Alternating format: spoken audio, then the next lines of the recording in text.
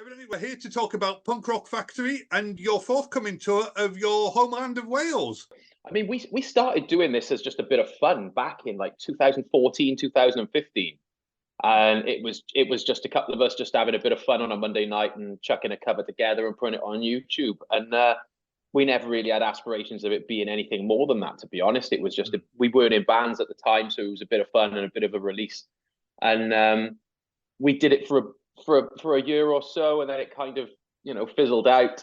And but then we sort of picked it back up towards the end of 2019, and we got a bunch of songs together and we put an album out, which didn't really do anything. And but then of course COVID hit then early 2020, and things like TikTok were huge then as COVID kicked off, because everyone's kind of at home on their phones, and obviously Instagram, and reels and things like that. So we kind of just jumped on that, be it working the way that we do and being able to work remotely and stuff. It worked perfectly for us, really. And then everyone's kind of at home and everyone's on their phones and nobody really had anything to do. So we just had this kind of this huge audience potential, and people just started picking up on our videos. It was amazing. Who are your musical inspirations? I mean, it's very varied between the four of us, to be honest. I mean, like me and Stead were very much kind of into our grunge back in the day. We were big Nirvana fans, but then I was very much into like rock and roll. And one of my favorite bands of all time is the Eagles. I love the Eagles. But then, growing up there, you kind of get into your skate punk, and and then like Benj and Cob are very much into the skate punk kind of side. But Stead is very much into his metal. He's a huge Metallica fan.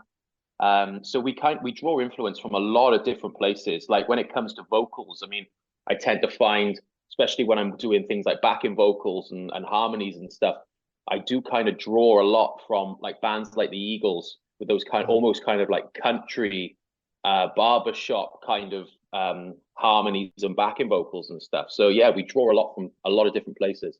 You guys honed in on the musical theatre aspect. I mean, what sort of pulled you into that? Because I mean, was it just a bit of a joke to start off with? Did it sort of evolve out of something, or what? Yeah, it did. I mean, we did a cover of "Just Can't Wait to Be King" from The Lion King on our very first album, and it was actually that kind of kickstarted everything for us. We put a clip of that up on TikTok during the first COVID lockdown.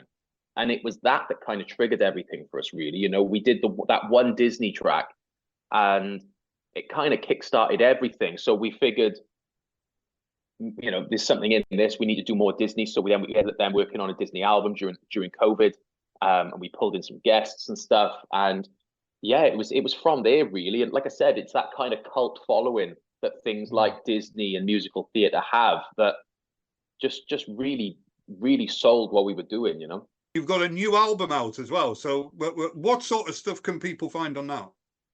So the latest release that we did was, it's a sort of a collection of stuff, really. Like we do a lot of short clips and a lot of like short tracks that we do for like TikTok and Instagram, which are, a lot of them are kind of retro TV, or they're the sort of nostalgia stuff.